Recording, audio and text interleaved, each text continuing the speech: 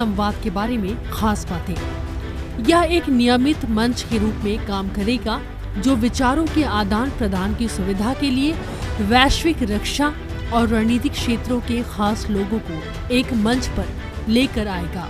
इसका उद्देश्य Indo Pacific सीमा और रक्षा और सुरक्षा पर उभरती तकनीक के प्रभाव जैसे विषयों पर चर्चा को और बढ़ावा देना है।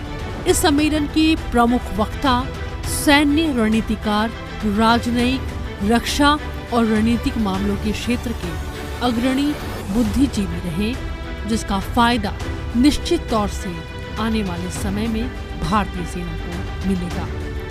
रक्षा प्रौद्योगिकी, सैन्य अभ्यास और परमाणु प्रसार पर भी खास तौर से इस सभा में चर्चा हुई। I am confident that this endeavor will guide us towards a brighter future. Peace and stability are not abstract ideals. They are the foundation upon which the dreams and aspirations of millions of people rest. Bharat हजारों वर्षों के सभ्यता, लोकाचार से अद्वितीय रूप से संपन्न देश है, जबकि दुनिया भारत को महान आध्यात्मिक विचारकों की भूमि के रूप में भी स्वीकार करती आ रही है। निश्चित तौर से भारत कुछ बेहतरीन रणनीतिकार और कठोर यथार्थवादी लोगों की कर्मभूमि भी रही है।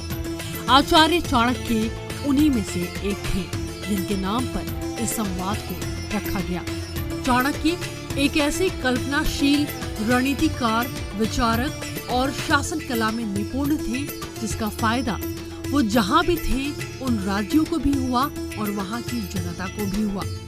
उनकी दूरदर्शी सोच ने हमेशा उनको आगे रखा और शायद इसलिए चाणक्य डिफेंस डायलॉग रखने का अपना एक अलग ही उद्देश्य है और भारतीय सेना को इस बारे में जानकारी है कि आगे कैसे इन रणनीतियों का इस्तेमाल करना है, सुरक्षा के लिए, देश के आंतरिक मामलों के लिए।